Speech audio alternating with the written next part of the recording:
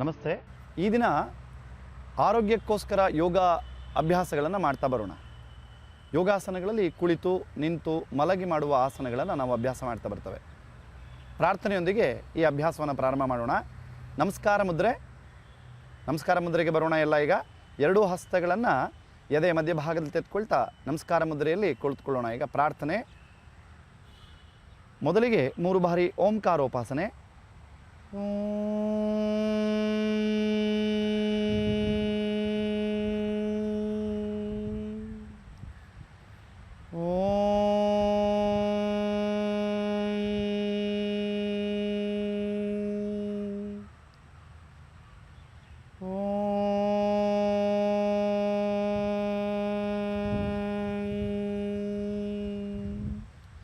ನಿಧಾನವಾಗಿ ಎರಡೂ ಕೈಗಳನ್ನು ಹಿಂದೆ ಕಟ್ಟೋಣ. ಕೈಗಳನ್ನ ಹಿಂದೆ ತೆಗೆದುಕೊಳ್ತಾ ಬೆನ್ನಿನ ಹಿಂಭಾಗದಲ್ಲಿ ಕೈಗಳನ್ನ ಕಟ್ತವೆ. ನಿಧಾನವಾಗಿ ಉಸಿರು ತೆಗೆದುಕೊಳ್ತಾ ಮುಂಭಾಗದಲ್ಲಿ ಹಣೆಯನ್ನು ಮಾತೃಭೂಮಿಗೆ ಸಮರ್ಪಣೆಯನ್ನು ಮಾಡ್ತಾ ಮುಂಭಾಗದಲ್ಲಿ ಬೆಂಡಾಗ್ತಾ ನಮಸ್ಕಾರ ಮುದ್ರೆಗೆ ಬರ್ತವೆ. ನಿಧಾನವಾಗಿ ಉಸಿರು ತೆಗೆದುಕೊಳ್ತಾ ಮೇಲೆ ಬರೋಣ. ಕೈಗಳೆರಡಕ್ಕೂ ಪೂರ್ಣ ಘರ್ಷಣೆಯನ್ನು ಕೊಡೋಣ. ಮೇಲೆ ಬನ್ನಿ. Rub you palm properly. ಕೈಗಳನ್ನು ಚೆನ್ನಾಗಿ ಘರ್ಷಣೆಯನ್ನು ಕೊಡೋಣ. ಘರ್ಷಣೆ ಶಾಖವನ್ನು ಕಣ್ಣುಗಳಿಗೆ ಬಟ್ಟಲಿನ ಆಕಾರದಲ್ಲಿ ಕೊಡೋಣ. ನಿಧಾನವಾಗಿ ಕೈಗಳನ್ನು ಬಿಚ್ಚೋಣ. ಈಗ ಕುಳಿತು ಮಾಡುವ ಅಭ್ಯಾಸಗಳ ಕಡೆ ನಾವು ಅಭ್ಯಾಸಕ್ಕೆ ಬರೋಣ. ಮೊದಲನೇ ಅಭ್ಯಾಸ ಪದ್ಮಾಸನ. ನಿಧಾನವಾಗಿ ಎರಡೂ ಕಾಲುಗಳನ್ನು ಕೈಗಳ ಸಹಕಾರದಲ್ಲಿ ಮುಂದೆ ತೆಗೆದುಕೊಳ್ಳೋಣ. ಕಾಲುಗಳು ನಿಧಾನವಾಗಿ ಮುಂದೆ ಇಟ್ಕೊಳ್ಳೋಣ. ಪ್ರತಿಯೊಂದು ಅಭ್ಯಾಸಗಳನ್ನು ಮಾಡುವಾಗ ಸರಳವಾದ ಉಸಿರಾಟ, ಸಮಾಧಾನದ ಸ್ಥಿತಿಯಲ್ಲಿ ಅಭ್ಯಾಸಕ್ಕೆ ಬರ್ತವೆ.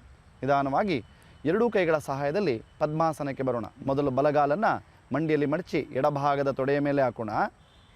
ಎಡಗಾಲನ್ನು ಮಂಡಿಯಲ್ಲಿ ಮಡಚಿ ಬಲಭಾಗದ ತೊಡೆ ಮೇಲೆ ಹಾಕೋಣ. ಎರಡೂ ಕೈಗಳನ್ನು ಚಿನ್ಮುದ್ರೆಯಲ್ಲಿ ತೆಗೆದುಕೊಳ್ಳೋಣ. ನಂತರ ಮಂಡಿಯ ಮೇಲೆ ಮುದ್ರೆಯನ್ನು ಆರಾಮವಾದ ಸರಳವಾದ ಸ್ಥಿತಿಯಲ್ಲಿ ಇಡೋಣ. ಪದ್ಮಾಸನ ಅಂದ ತಕ್ಷಣವೇ ಪದ್ಮ ಅಂದರೆ ಕಮಲಾಸನ ಅಂತಲೂ ಕರೀತಾ ಬರ್ತವೆ. ಮನುಷ್ಯನಿಗೆ ಈ ಪದ್ಮಾಸನ ಅತ್ಯಂತ ವಿಶೇಷವಾಗಿರ್ತಕ್ಕಂಥ ಅಭ್ಯಾಸ. ಮಾನಸಿಕ ಒತ್ತಡ, ತಳಮಳ, ಉದ್ವೇಗ ಇವುಗಳೆಲ್ಲವನ್ನು ಸಮಸ್ಯೆಗೆ ತೆಗೆದುಕೊಳ್ತಕ್ಕಂಥ ಅಭ್ಯಾಸ.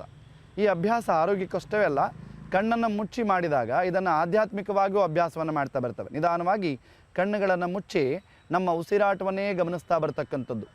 ಈ ಪದ್ಮಾಸನ ಆಧ್ಯಾತ್ಮಿಕ ಆಸನಗಳೆಲ್ಲದರಲ್ಲೂ ಅತಿ ವಿಶೇಷವಾಗಿ ಅಭ್ಯಾಸ ಮಾಡ್ತಾ ಬರ್ತವೆ. ಪೂಜೆ, ಪುನಸ್ಕಾರ, ಹೋಮ, ಹವನ ಹೀಗೆ ಆಧ್ಯಾತ್ಮಿಕ ಅಭ್ಯಾಸಗಳೆಲ್ಲವನ್ನು ಅಭ್ಯಾಸ ಮಾಡ್ತಾ ಬರ್ತವೆ. ವಿಶೇಷವಾಗಿ ಉದರಕ್ಕೆ ಸಂಬಂಧಪಟ್ಟಿರ್ತಕ್ಕಂಥ ಅಭ್ಯಾಸಗಳು, ತೊಂದರೆಗಳನ್ನು, ಹೊಟ್ಟೆ ನೋವಿರ್ಬೋದು ಅಥವಾ ಹೊಟ್ಟೆಯ ಭಾಗದಲ್ಲಿ ಆಗ್ತಕ್ಕಂಥ ಇತರೆ ವ್ಯತ್ಯಾಸಗಳು ಅಥವಾ ಅಜೀರ್ಣ, ಮಲಬದ್ಧತೆ ಇಂತಹ ಒಂದು ತೊಂದರೆಗಳನ್ನು ಸಹ ನಿವಾರಣೆ ಮಾಡಲಿಕ್ಕೆ ಈ ಅಭ್ಯಾಸ ತುಂಬ ಚೆನ್ನಾಗಿ ಆರೋಗ್ಯವನ್ನು ಕೊಡ್ತಾ ಬರುತ್ತೆ. ಈ ಅಭ್ಯಾಸ ಸ್ವಲ್ಪ ಕಷ್ಟವಾಗಿರೋದಕ್ಕೋಸ್ಕರ ಪ್ರಾರಂಭದಲ್ಲಿ ಒಂದು ಕಾಲಿಂದ ಅಭ್ಯಾಸ ಮಾಡಿ ನಂತರ ಇನ್ನೊಂದು ಕಾಲನ್ನು ಅಭ್ಯಾಸ ಮಾಡ್ತಕ್ಕಂಥದ್ದನ್ನು ಸಹ ಮಾಡ್ತಾ ಬರ್ತವೆ. ನಿಧಾನವಾಗಿ ಕಣ್ಣನ್ನು ಬಿಡೋಣ. ಕೈಗಳನ್ನು ಸರಳವಾಗಿ ತೆಗೆದುಕೊಳ್ತಾ ಕೈಗಳ ಸಹಾಯದಲ್ಲಿ ಮೇಲ್ಭಾಗದ ಕಾಲನ್ನು ಮುಂದೆ ತೆಗೆದುಕೊಳ್ಳೋಣ. ಆರಾಮವಾಗಿ ಕೈಗಳ ಸಹಾಯದಲ್ಲೇ ಮಾಡ್ತಕ್ಕಂಥದ್ದು ಆರೋಗ್ಯ ದೃಷ್ಟಿಯಿಂದ ತುಂಬ ಒಳ್ಳೆಯದು. ಯಾವುದೇ ಅಭ್ಯಾಸಗಳನ್ನು ಚೆನ್ನಾಗಿ ಮಾಡಿದ ನಂತರ ಈಗ ಮತ್ತೊಂದು ಕಾಲನ್ನು ಮುಂಭಾಗದಲ್ಲಿ ತೆಗೆದುಕೊಳ್ಳೋಣ. ಇದಕ್ಕೆ ನಾವು ಪದ್ಮಾಸನ ಅಥವಾ ಕಮಲಾಸನ ಅಂತ ಕರಿತಾ ಬರ್ತವೆ. ಇದು ವಿಶೇಷವಾಗಿ ಆಧ್ಯಾತ್ಮಿಕ ಆಸನಗಳಲ್ಲಿ ಹೆಚ್ಚು ಪ್ರಾಮುಖ್ಯತೆಯನ್ನು ಮಾಡ್ತಾ ಬರ್ತವೆ. ಪ್ರಾಣಾಯಾಮ, ಧ್ಯಾನ ಇಂತಹ ಹಲವಾರು ಅಭ್ಯಾಸಗಳಲ್ಲಿ ಇದಕ್ಕೆ ವಿಶೇಷವಾಗಿರ್ತಕ್ಕಂಥ ಪ್ರಾಮುಖ್ಯತೆ. ಈಗ ಮುಂದಿನ ಅಭ್ಯಾಸ, ಎರಡನೇ ಅಭ್ಯಾಸಕ್ಕೆ ಹೋಗೋಣ. ವಕ್ರಾಸನ. ಎಲ್ಲ ಕಾಯಿಲೆಗಳನ್ನು ಹತೋಟಿಗೆ ತರ್ತಕ್ಕಂಥ ವಿಶೇಷವಾದ ಅಭ್ಯಾಸವನ್ನು ಈ ಒಂದು ತಿರುಚಿ ಮಾಡುವ ಅಭ್ಯಾಸಗಳಲ್ಲಿ ನಾವು ಕಾಣ್ತಾ ಬರ್ತವೆ. ಈಗ ಆಸನಗಳನ್ನು ಮಾಡ್ತಾ ಬರೋಣ. ಮೊದಲಿಗೆ ನಮ್ಮ ಬಲಗಾಲನ್ನು ಮಂಡಿಯಲ್ಲಿ ಮಡಚಿ ಎಡಭಾಗದ ಒಳಭಾಗದಲ್ಲಿ ಇಟ್ಕೊಳ್ತೇವೆ. ನಿಧಾನವಾಗಿ ಕೈಗಳ ಸಹಾಯದಲ್ಲಿ ಬಲಗಾಲನ್ನು ಮಡಚಿ ಪೂರ್ಣ ಅದೇ ಕಡೆಯಲ್ಲೇ ಇಟ್ಕೊಳ್ಳಿ. ವಕ್ರಾಸನ ಮುಂಭಾಗದಲ್ಲಿ ಬರ್ತಕ್ಕಂಥದ್ದು. ಹಾಗೆ ನಿಮ್ಮ ಬಲಗೈಯನ್ನು ಹಿಂದೆ ಆಧಾರವಾಗಿ ಕೊಡಿ. ಬಲಗೈಯನ್ನು ಹಿಂದೆ ಆಧಾರವಾಗಿ ಕೊಡ್ತೇವೆ. ಎಡಗೈಯನ್ನು ಮೇಲೆ ಸ್ಟ್ರೆಚ್ ಮಾಡಿ ನಿಮ್ಮ ಎಡಗೈನ ಪೂರ್ಣ ಮೇಲೆ ನೇರ ಮಾಡ್ತಾ ಎಡಗೈಯಿಂದ ಬಲಭಾಗದ ಪಾದವನ್ನು ತೆಗೆದುಕೊಳ್ತಕ್ಕಂಥದ್ದು. ಆರಾಮವಾಗಿ ನಿಧಾನವಾಗಿ ನಮ್ಮ ಉಸಿರನ್ನು ಹೊರಗೆ ಹಾಕ್ತಾ ನಮ್ಮ ಕುತ್ತಿಗೆನ ಪೂರ್ಣ ಹಿಂದಕ್ಕೆ ತಿರುಗಿಸ್ತಕ್ಕಂಥ ಅಭ್ಯಾಸ. ಇಲ್ಲಿ ಎಷ್ಟು ದೇಹವನ್ನು ಹಿಂದಕ್ಕೆ ತಿರುಗಿಸ್ತೀವಿ ಅಷ್ಟು ನಮ್ಮ ಆರೋಗ್ಯದಲ್ಲಿ ವರ್ಧನೆಯನ್ನು ಕಾಣ್ತಾ ಬರ್ತವೆ. ಈ ವಿಂಡ್ ಪೈಪ್ ಅಥವಾ ಗಾಳಿಯ ಕೊಳವೆ ಅಂತ ಏನಿರುತ್ತೆ ಅದು ಯಾವಾಗ ಹಿಂದೆ ತಿರುಗುತ್ತೆ ಅಲ್ಲಿ ಸರಳವಾದ ಸ್ಥಿತಿಗೆ ಬಂದಾಗ ಆ ಕೊಳವೆಯ ಭಾಗ ವಿಶಾಲವಾಗಿ ಆಗುತ್ತೆ. ಶ್ವಾಸಕೋಶಕ್ಕೆ ಸಂಬಂಧಪಟ್ಟಿರ್ತಕ್ಕಂಥ ಎಲ್ಲ ಕಾಯಿಲೆಗಳನ್ನು ಹತೋಟಿಗೆ ತರ್ತಕ್ಕಂಥ ಉತ್ತಮವಾದ ಅಭ್ಯಾಸ.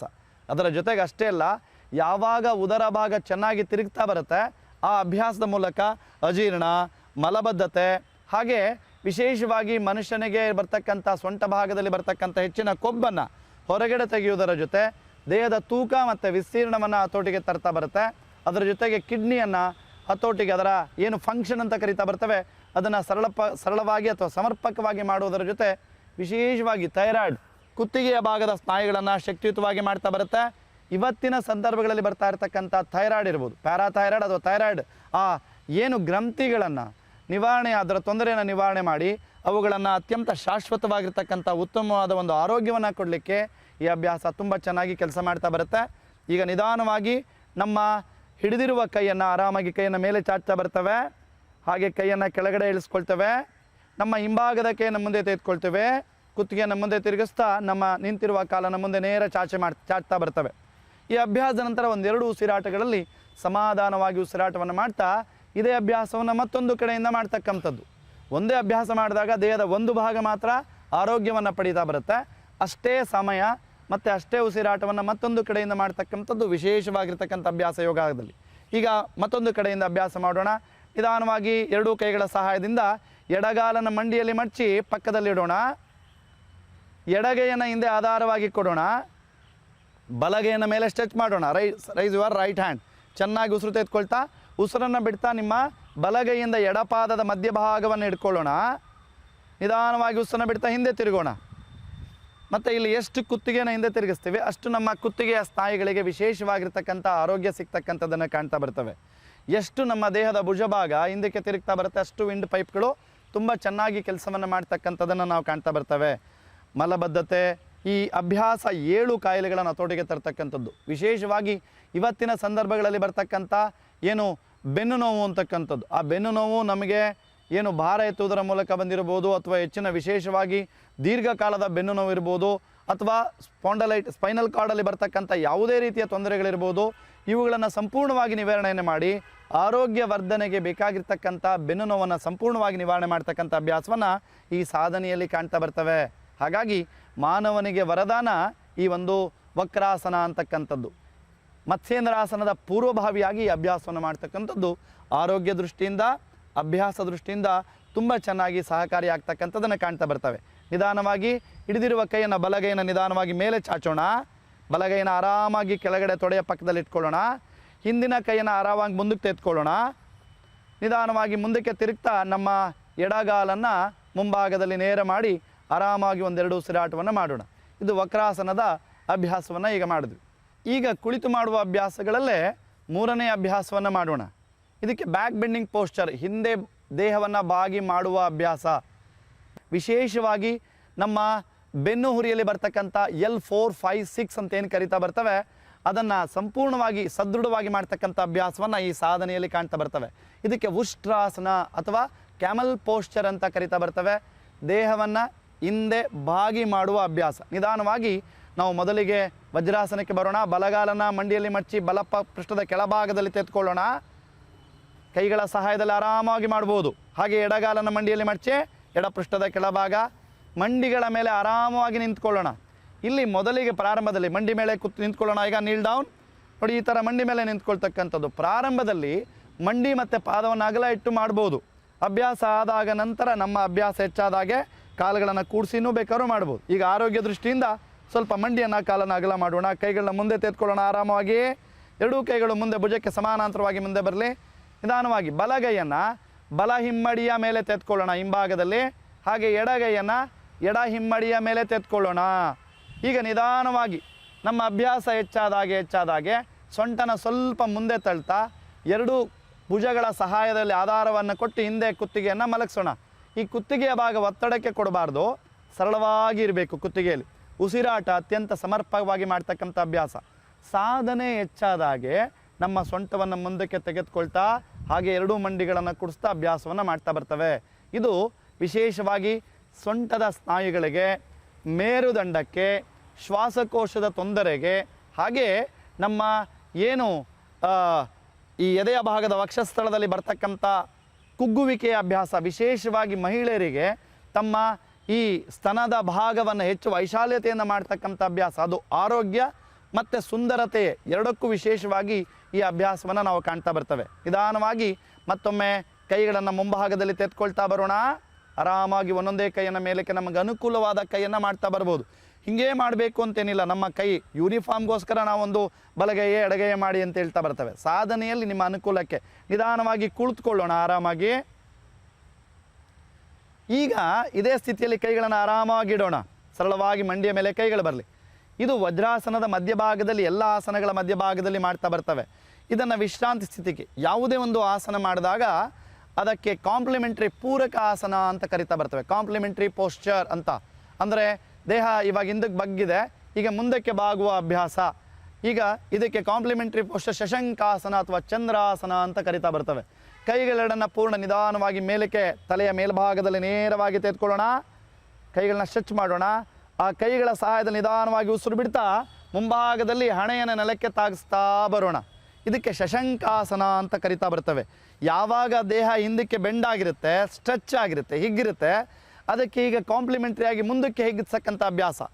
ಮಾನವನ ದೇಹದ ಸೊಂಟದ ಮೇಲ್ಭಾಗದ ನರಗಳನ್ನು ಅತ್ಯಂತ ಶಕ್ತಿಯುತವಾಗಿ ಸಮರ್ಪಕವಾಗಿ ನಮ್ಮ ಆ ಒಂದು ನರಗಳಲ್ಲಿ ರಕ್ತ ಪರಿಚಲನೆ ಮಾಡಲಿಕ್ಕೆ ವಿಶೇಷವಾಗಿ ಅಭ್ಯಾಸ. ಚಂದ್ರ ಹೆಸರನ್ನೇ ಹೇಳುತ್ತೆ, ತಂಪನ್ನು ಕೊಡ್ತಕ್ಕಂಥದ್ದು. ಹಾಗಾಗಿ ಮಾನವನ ಆ ಒಂದು ಮಾನಸಿಕ ಅಥವಾ ಮೇಲ್ಭಾಗದಲ್ಲಿ ಮೆದುಳಿನ ಭಾಗದಲ್ಲಿ ಬರ್ತಕ್ಕಂಥ ಒತ್ತಡಗಳನ್ನು ಹತೋಟಿಗೆ ತರಲಿಕ್ಕೆ ತುಂಬ ಚೆನ್ನಾಗಿ ಕೆಲಸ ಮಾಡ್ತಾ ಬರುತ್ತೆ. ಅದಷ್ಟೇ ಅಲ್ಲ, ಯಾವಾಗ ಉದರ ಸ್ಥೂಲ ಇರುತ್ತೆ, ನಾವು ತೊಡೆಯ ಮೇಲೆ ಒತ್ತಡವನ್ನು ಕೊಟ್ಟಾಗ ನಮ್ಮ ಉದರ ಭಾಗದ ಹೆಚ್ಚಿನ ಕೊಬ್ಬನ್ನು ಹೊರಗೆ ತೆಗಿಲಿಕ್ಕೆ ಉತ್ತಮವಾದ ಅಭ್ಯಾಸವನ್ನು ಈ ಸಾಧನೆಯಲ್ಲಿ ಕಾಣ್ತಾ ಬರ್ತವೆ. ಜೊತೆಗೆ ಚಂದ್ರನ ನಮ್ಮ ಏನು ಈ ಭಾಗದಲ್ಲಿ ಬರ್ತಕ್ಕಂಥ ವಜ್ರನಾಡಿಯನ್ನು ತುಂಬ ಸ್ಟಿಮ್ಯುಲೇಷನ್ ಕ್ರಿಯಾತ್ಮಕಗೊಳಿಸಲಿಕ್ಕೆ ಒಳ್ಳೆಯ ಅಭ್ಯಾಸ. ತೊಡೆಗಳ ಭಾಗ ಪೃಷ್ಠಭಾಗದಲ್ಲಿ ಬರ್ತಕ್ಕಂಥ ಹೆಚ್ಚಿನ ಕೊಬ್ಬಿನಂಶವನ್ನು ಮಲಮೂತ್ರಗಳ ಮೂಲಕ ಹೊರಹಾಕಿ ದೇಹದ ಸಮತೋಲನೆಯನ್ನು ಕೊಡಲಿಕ್ಕೆ ತುಂಬ ಚೆನ್ನಾಗಿ ಕೆಲಸ ಮಾಡ್ತಾ ಬರುತ್ತೆ. ಇನ್ನೊಂದು ಗಮನ ಏನು ಅಂದರೆ, ಮಾನವನಿಗೆ ವಿದ್ಯಾರ್ಥಿಗಳಿಗೆ ವರದಾನ ಬುದ್ಧಿಶಕ್ತಿ, ಸ್ಮರಣಶಕ್ತಿ, ಇಚ್ಛಾಶಕ್ತಿಯನ್ನು ಹೆಚ್ಚಿಸಲಿಕ್ಕೆ ಈ ಅಭ್ಯಾಸ ತುಂಬ ಚೆನ್ನಾಗಿ ಕೆಲಸ ಮಾಡ್ತಾ ಬರುತ್ತೆ. ಯಾವಾಗ ರಕ್ತ ಪರಿಚಲನೆ ನಮ್ಮ ತಲೆಯ ಭಾಗಕ್ಕೆ ಬರುತ್ತೆ, ಮೆದುಳಿನ ಎಲ್ಲ ಜೀವಕೋಶಗಳನ್ನು ಚೈತನ್ಯಗೊಳಿಸಲಿಕ್ಕೆ ವಿಶೇಷವಾದ ಅಭ್ಯಾಸವನ್ನು ಈ ಸಾಧನೆಯಿಂದ ಕಾಣ್ತಾ ಬರ್ತವೆ. ನಿಧಾನವಾಗಿ ಹಾಗೆ ನಾವು ಕುಳಿತುಕೊಳ್ತಾ ಬರೋಣ. ಮೇಲಕ್ಕೆ ಕೈಗಳ ಸಹಾಯದಲ್ಲಿ ಮೇಲಕ್ಕೆ ವಜ್ರಾಸನಕ್ಕಾಗಿ ಆರಾಮವಾಗಿ ಬರೋಣ. ನಿಧಾನವಾಗಿ ಕೈಗಳನ್ನು ಕೆಳಭಾಗದಲ್ಲಿ ಇಳಿಸಿ ಸರಳವಾದ ಉಸಿರಾಟದಲ್ಲಿ ಒಂದೆರಡು ಉಸಿರಾಟಗಳನ್ನು ಮಾಡ್ತಕ್ಕಂಥದ್ದು. ಇದಕ್ಕೆ ನಾವು ಶಶಂಕಾಸನ ಅಂತ ಕರಿತಾ ಬರ್ತವೆ. ಇವತ್ತಿನ ಈ ಒಂದು ಅಭ್ಯಾಸದ ನಂತರ ನಾವು ಮುಕ್ತಾಯ ಮಂತ್ರಕ್ಕೆ ಬರ್ತವೆ. ನಿಧಾನವಾಗಿ ನಮಸ್ಕಾರ ಮುದ್ರೆ, ಓಂಕಾರೋಪಾಸನೆ 3 ಬಾರಿ.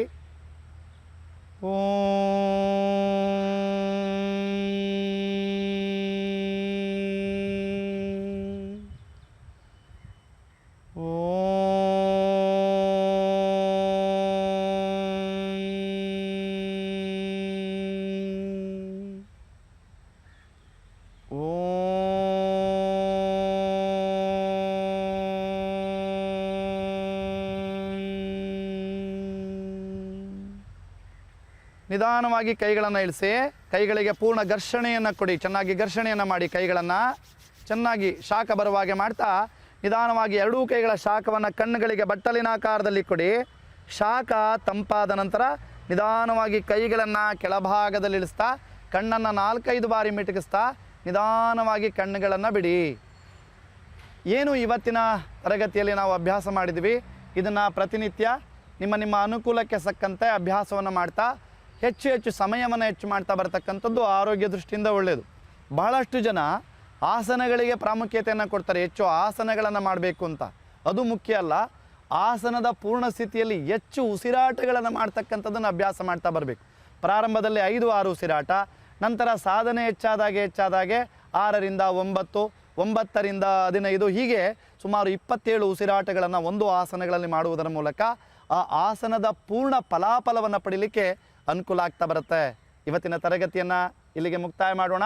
ಮತ್ತೆ ತರಗತಿಯನ್ನು ಮುಂದಿನ ತರಗತಿಯಲ್ಲಿ ಅಭ್ಯಾಸ ಮಾಡ್ತಾ ಬರೋಣ. ಧನ್ಯವಾದ.